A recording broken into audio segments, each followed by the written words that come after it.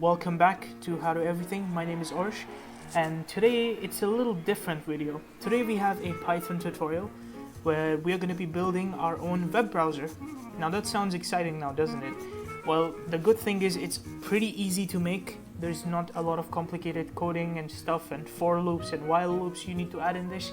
It's extremely easy. Just add in a few variables, import a few modules, and let it work for you. So this is the code. This is what it looks like.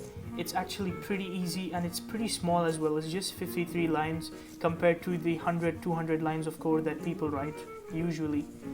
And it's actually quite impressive that in such less amount of code you can do something so nice and amazing. It looks brilliant. So we're going to be needing a few modules for this. It's called as the PyQt5 module, which is an extremely powerful module, which has a lot of tools used for making Qt compatible programs. Well, I'm not going to get into that in this video, but I'm just going to show you how to install it. Now there's a number of ways to install it. You can either use the terminal. So I'm using Pycharm for this, by the way.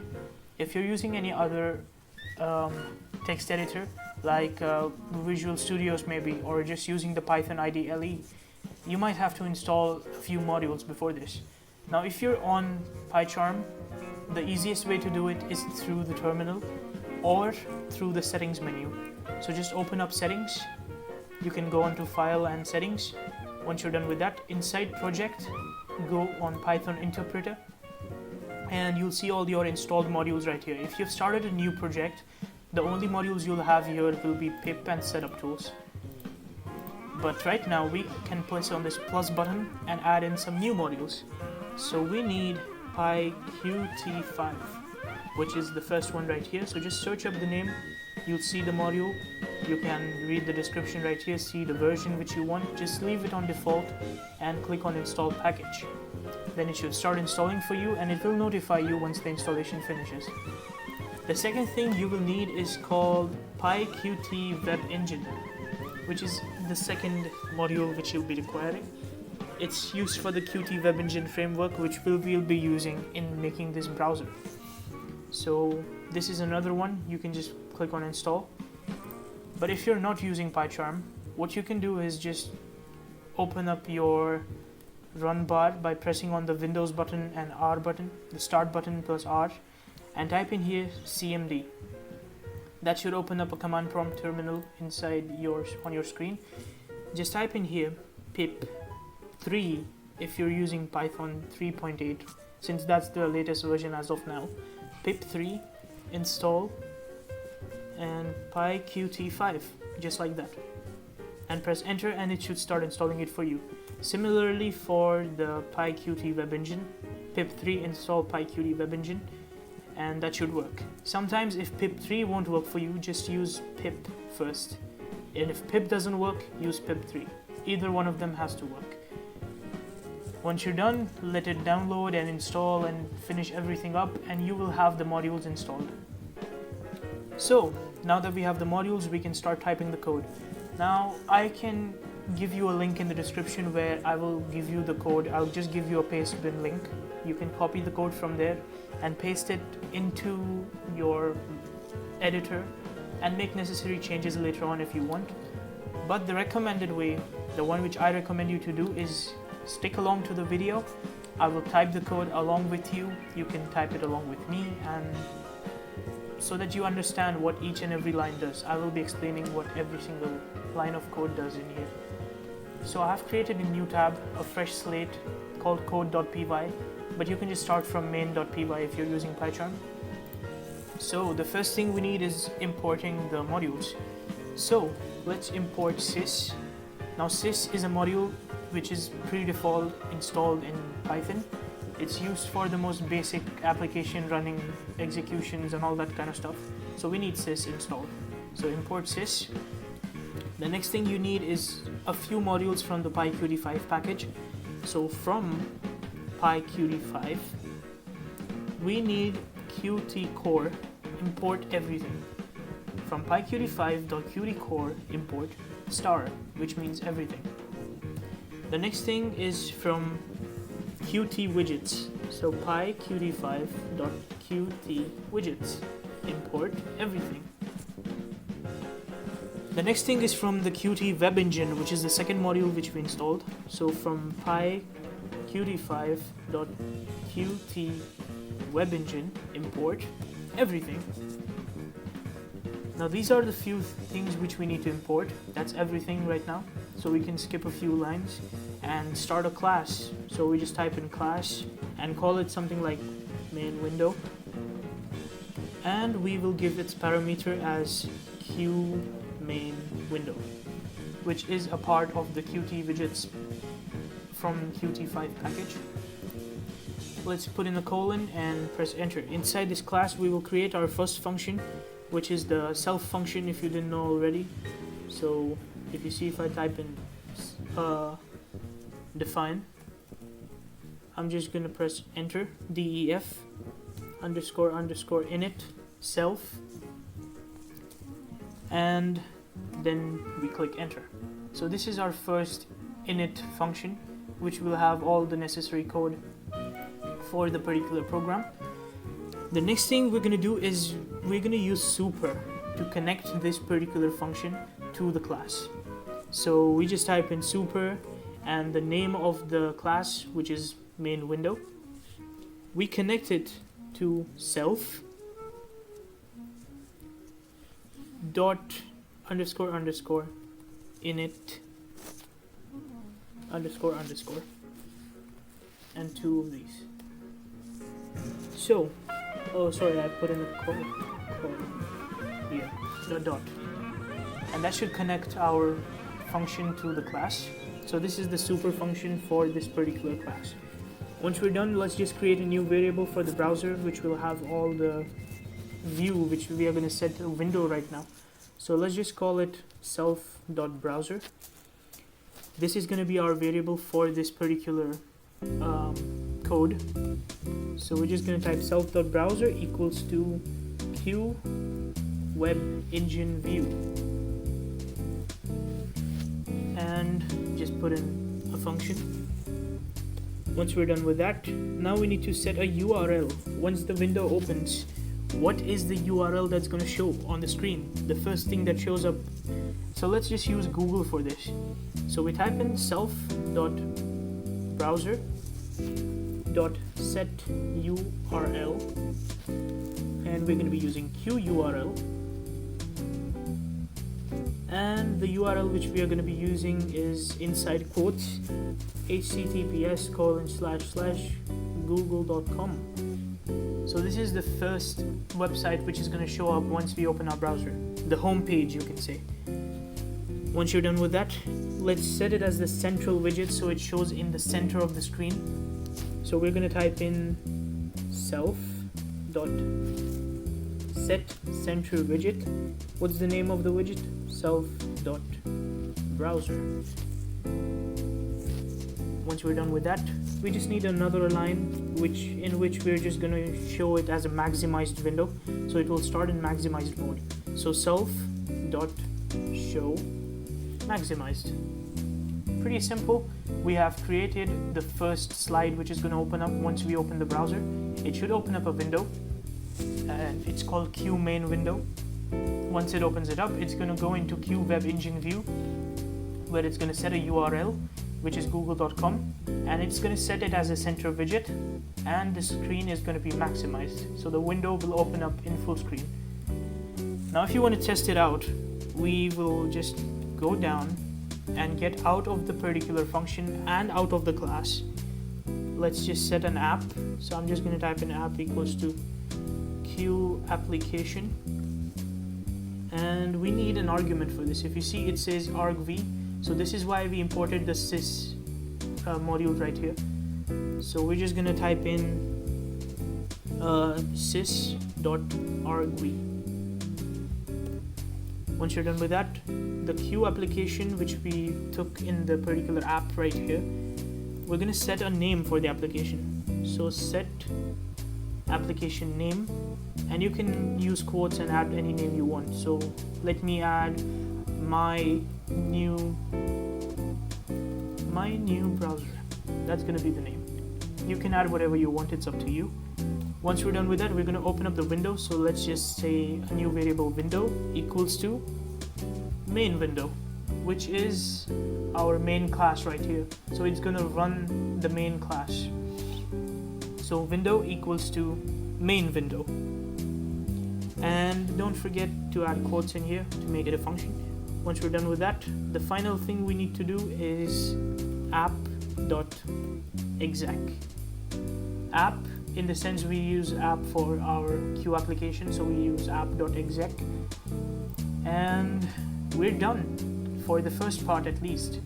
So if I click on run right here, it should open up a window.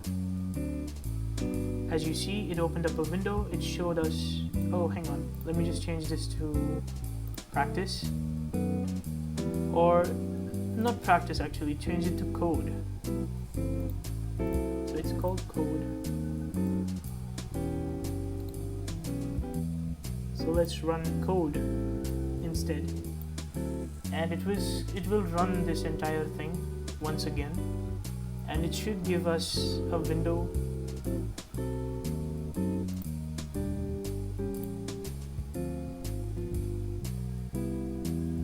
There we go. As you see, it has run my new browser. It opens up a maximized window, and it gives us Google in the beginning. So it works. If I just change this to English real quick, you'll see that it's a normal browser. You can search for whatever you want. Suppose if I search for YouTube, it's gonna open up YouTube. I can go on YouTube, I can see the different videos which are there. But there is one thing which is not there. How do I go back? There's no back button or anything. There's no toolbar. There's nothing. So it's practically useless. I mean, I would have to close and come back every single time. So that's something that we don't need. We want a back button. So let's add that in right now. So right now we're done with this main code. Let's just keep this in the end. Go back up to show maximized and go down. Now the next thing we need is a navigation bar, right? So a navigation bar is pretty important in this. So let's just give it a name, navbar, just for the sake of it. Navbar equals to, now here's another tool inside the Qt5 package, which is called Q Toolbar. That's gonna be our navbar right here. So now we add it to self. So self.add toolbar navbar. That's how easy it was. Now we will have a particular navigation bar inside our browser. So if I just stop this real quick and run it again, you should see that the window opens up, my new browser, Google is there, and there's a little toolbar over here. If you can see this little faint line on the top, it's a neat little toolbar. But of course there's no buttons inside, so we're gonna add in a few options right here, a few buttons which will help us interact with the browser. So we have added in a navigation bar. So let's just minimize this and add in a back button. We still don't have one apparently. So I'm gonna skip a few more lines, type in here back_btn, which stands for back button. You can add whatever name you want, equals to. Now we need an action for this to work. So we're gonna use Q action, and let's just call it back. And it's gonna get connected to the self function right here. So it's connected to the main function, self.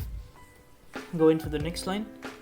Now if this back button gets triggered somehow, then it should connect to the browser in some way. So self.browser, it should connect to the browser and it should go back. That's how easy it is. And once we're done, we can go into the next line and finally add that button over there. Now we just have set up an action for the button. That's what's going to happen when we click on the button, but we need to add a button right there. So to add a button, just type in navbar dot add action, and it's called back button, and you're done. Now we should have a back button inside of our browser.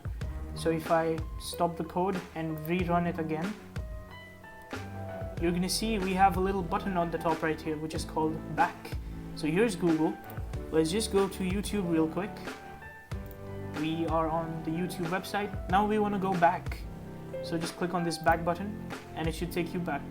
One more time, just click on back and you're back to the main page. See, this is how easy it was to add a back button. Just 3-4 lines. We just used 3 lines, that's it, and we have a back button available for us, all thanks to this Qt5 module. So this is what makes it so easy. Now you can do the same thing and add a forward button, a reload button, and basically all the other buttons you need. So let's quickly add in a reload button now, or a forward button. So for this, we're just gonna call it forward button equals to Q action. Let's call this forward and we connect it to self. Oh, hang on. There we go. We connect it to self. And once this forward button is triggered, it should connect to the browser. So self dot browser dot forward. So we have set the action for this particular forward button. Now the final thing we need is to add it to the navigation bar. So navbar dot add action navbar. Oh, hang on. Dot add action forward button. There we go. So this one more part of the code should give us a forward button. So let's try it out. Let's stop and rerun the code. It opens up and there we go. We have a forward button. Now let's try this out. Let's go to Twitter. And we're on Twitter. This is the login page for Twitter. We want to go back. Just click on the back button. But you want to go back. Just click on the forward button. And it takes you right back to Twitter. As you see, it's so easy to create these buttons. And we will be having one more button in here, which is called as the reload button. So let's add that in real quick. We're just going to skip a few lines once again. And let's just call it the reload button equals to Q action. And we call it reload. And we connect it to the self. Once we're done with that, let's just again type reload button. If someone triggers this button, it should connect to the browser. So self dot browser dot reload. And then finally we just add it to the navigation bar.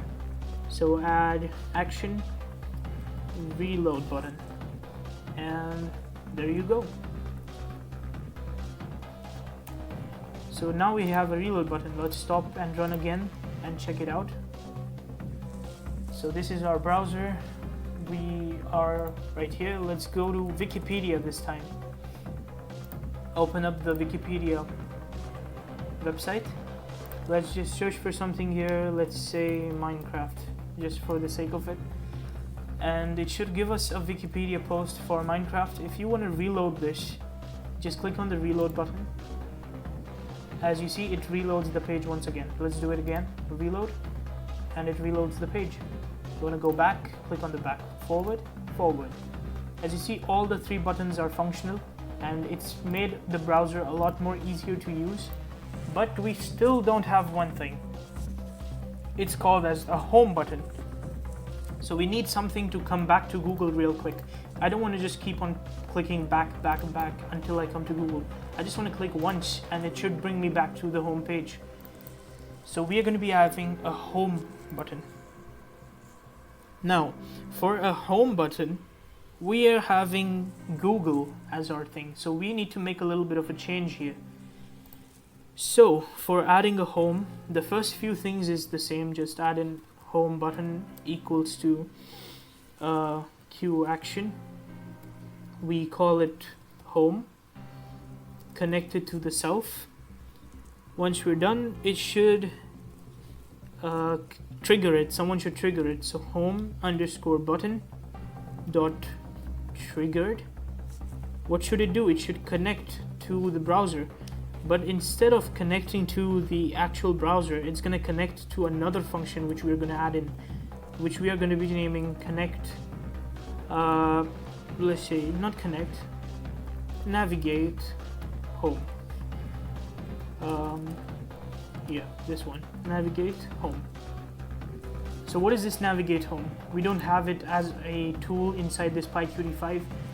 We don't have it mentioned anywhere else. So let's just create another function for this navigate home.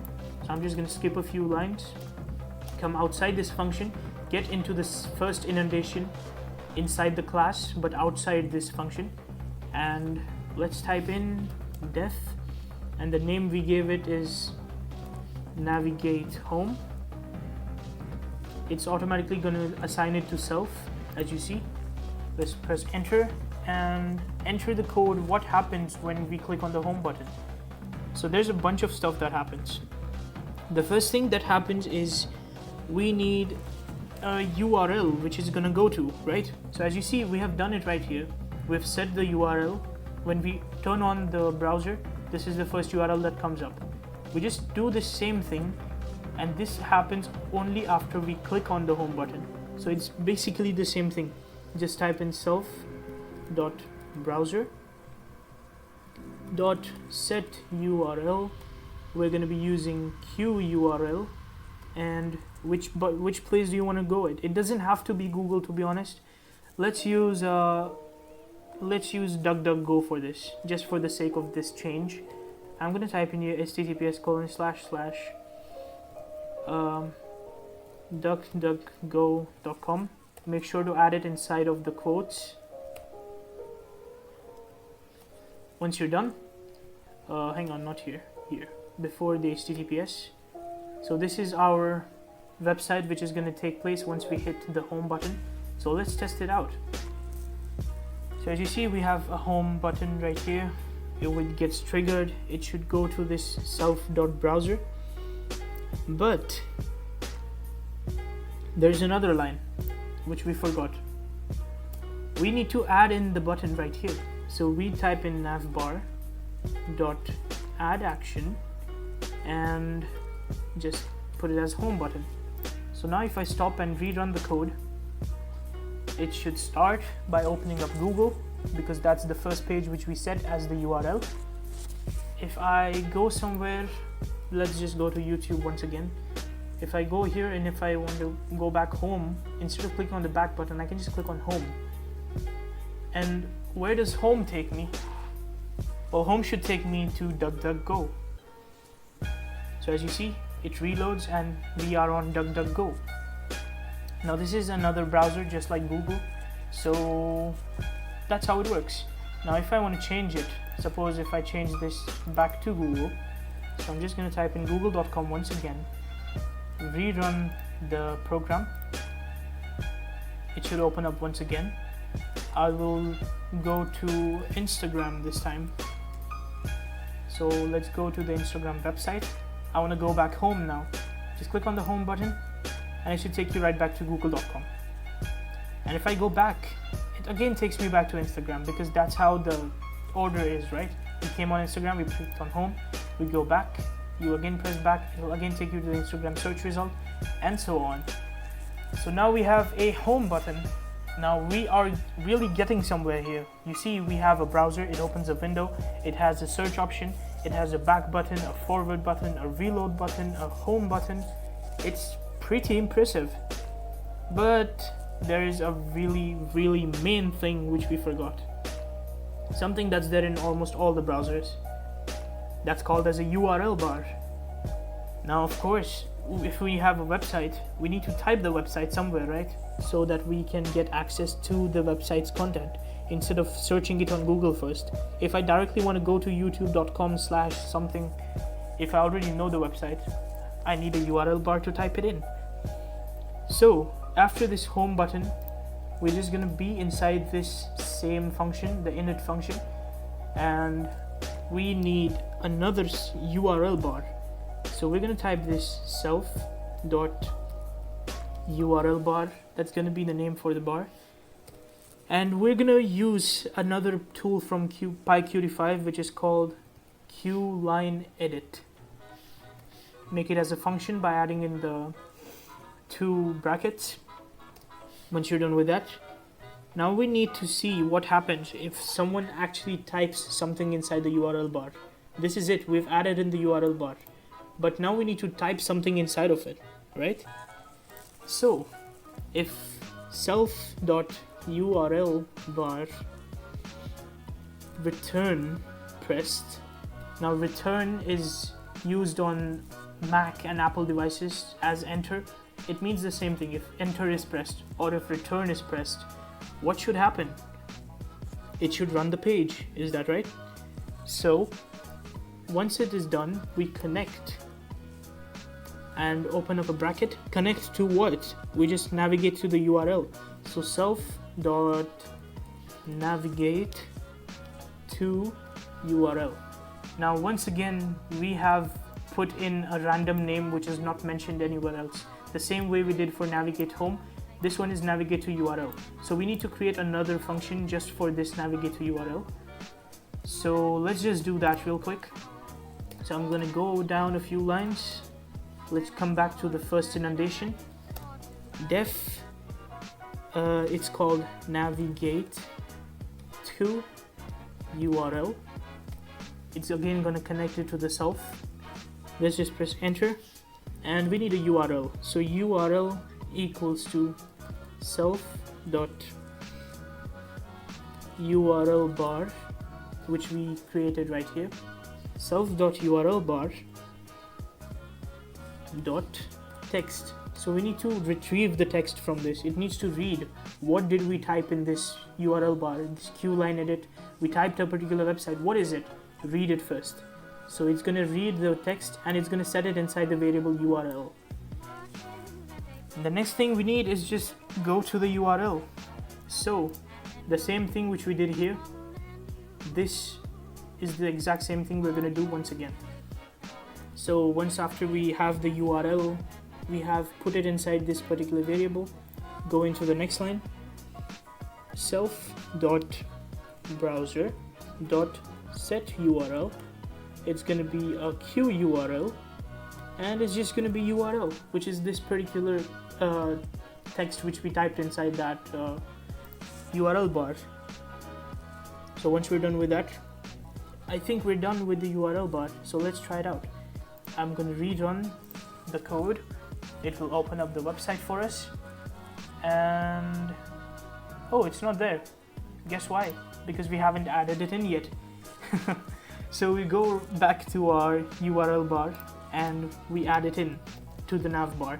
So navbar.add action, the same way as all the other ones, just add action. Instead this time it's not an action, it's a widget. So we're gonna add widget, and it's self.url bar. That is our widget which we're gonna be using. So once we're done, let's rerun it, and this time you should see a URL bar. There we go. So you see there's a URL bar. If I go on, let's say, type in https://youtube.com. Oh, my spelling. Oh shit, okay, never mind. youtube.com. It takes me to YouTube. Pretty easy. Once we're done, we can change this. Suppose I want to go back to Twitter. Twitter.com. There we are on Twitter. If I want to go to Facebook, Facebook.com. And we are on Facebook. As you see, the URL bar works. Except there is a little hiccup in this. A small little problem. If I go back, it takes me back to Twitter, but this URL bar doesn't change. It doesn't change to twitter.com. If I go back once again, it takes me to YouTube, but this still says Facebook. So that's something we need to fix. It's an amazingly easy fix for this. So let's do that right now. So to fix that, we come back here to our add widget URL bar, and we just have to add one line. self.browser.url changed. We we remove this. Once the self.browser URL changes, we connect to the self.update URL. Update URL. Now again, we have made this update URL something. So we need to create a new function for this. Same as the navigate home and the navigate URL, we create another function for update URL. So let's go down. Let's get back into the first indentation. Let's create one called update URL. Connect it to self as usual. Go next. Self.url, which is the URL which we typed. We just have to change it, right? So no, actually self.url, yeah, there we go. Self.url underscore bar dot set text. We need to change the text, right? So we change it to something q something. Well, let's add that a parameter over here as well. So we just take this random parameter called q and we change it to string.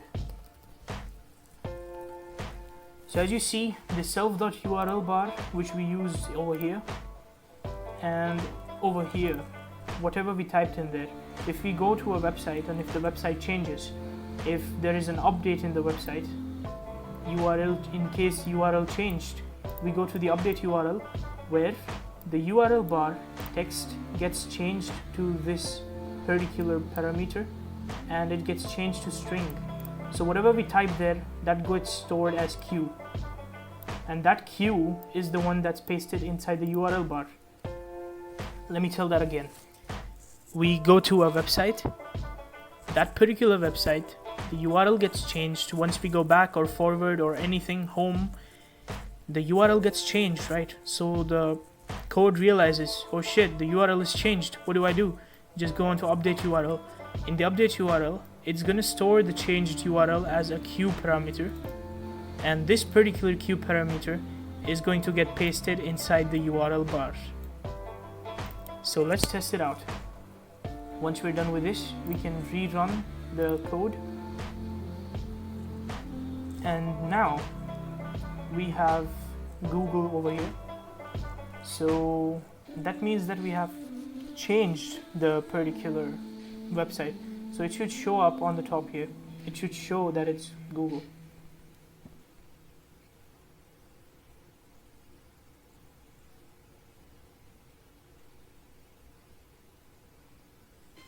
Oh, one thing, this thing. We just add in this, 2 brackets. Once we're done, run the code once again.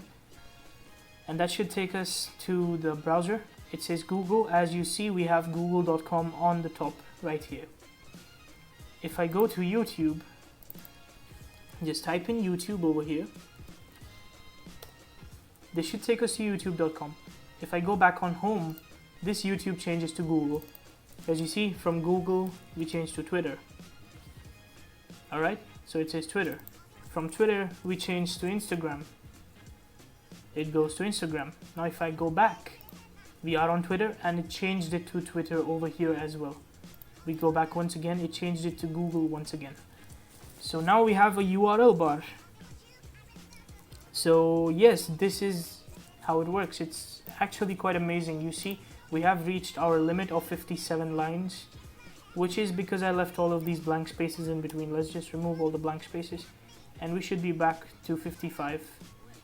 And yeah, this is how we make a browser in Python.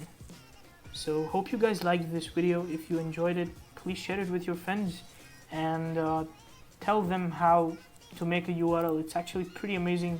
Tell them how to make a browser. It's actually pretty amazing and you can do a lot of stuff with it.